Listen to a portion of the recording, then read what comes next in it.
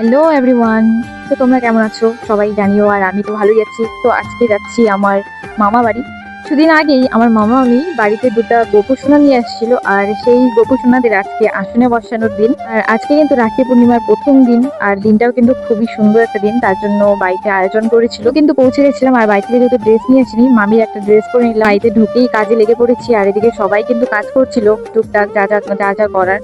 তো তারপর এদিকে বোনদের সাথে একটু বসে আছি, গরম যেহেতু ভীষণই। আর এদিকে কিন্তু ঘেমে গিয়ে অবস্থা খারাপ, নাজেহাল। আর এদিকে আমার মামার মেয়ে বসে বেদানা চুলছে। আর এদিকে কিন্তু আমাদের গোপু সোনার জন্য মামি সবকিছু রেডি করছিল, আর গোপু সোনাকে আসনে বসিয়েছিল খুবই সুন্দর। আর এদিকে আমার মামার ছোট মেয়ে আমার ঘাড়ে উঠে নাচানাচি করছিল। তারপর এদিকে চলে আসছি আবার কাজে আমি।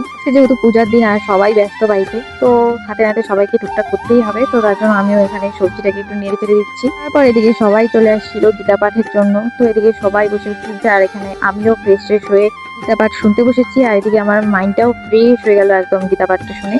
তারপরে সবাই দাঁড়িয়ে গেছিল, কারণ এই ভোগ নিবেদনের যে গীতা পাঠটা, এটাতে নাকি দাঁড়িয়ে দাঁড়িয়ে করতে হয়। তারপর গীতা পাঠ শেষ করার পর আমরা সবাই প্রণাম টনাম করে নিচ্ছিলাম গোপু সোনাকে। তারপর এদিকে যারা অতিথি এসেছিল তাদেরকে অন্ন প্রসাদ দিচ্ছিলাম, আর তারপর আমরাও খেতে বসছিলাম এখানটায়। তারপর আমার একটা দাদার ছোট্ট ছেলে হয়েছিল 2 মাস আগে, তো ওই বাচ্চাটাকে নিয়ে আসছিল, তো ওকেও দেখলাম, ওকেও কোলে নিলাম অনেকদিন পর। তারপর এদিকে আমাদের বাহুবালি ফ্যান নিয়ে চলে আসছে, জানি না কোথা থেকে কোথা কার ফ্যান নিয়ে আসছে, যাই হোক। তো তারপর বিকাল হতে হতে আমার মামুনি ওরা চলে আসছিল, এদিকে মেসো আসছিল। তো আমরা সবাই মিলে গল্প সল্প করছিলাম, একটু অনেকদিন পর একসাথে হয়েছে যেহেতু। গল্প স্বল্প শেষ হবার পর তারপর মামুনি ওদেরকে খেতে দিচ্ছিলাম, আরো অনেক অতিথি আসছিল, তাদের সবাইকেই খেতে দিচ্ছিলাম। তারপর এদিকে আমার বুনু গোপু সোনাকে সন্ধ্যা আরতি দিয়ে দিচ্ছিল, তো সেটাও দেখলাম। তারপর কিন্তু বাড়িতে অনেক অতিথি চলে আসছিল আবার সন্ধ্যাবেলার পরে। তো তারপর তাদেরকে খেতে দিয়ে তারপর চা বানাতে বসছি আমি বাড়ির সবার জন্য, যারা যারা বাড়ির লোক ছিল। তো আজ কিন্তু পুরোটাই যেহেতু নিরামিষ, তো তার জন্য কিন্তু আলাদাভাবে আমাকে চা চা বানাতে বলছিল। তো আমি এখানে আলাদাভাবেই চা বানাচ্ছিলাম সবার জন্য।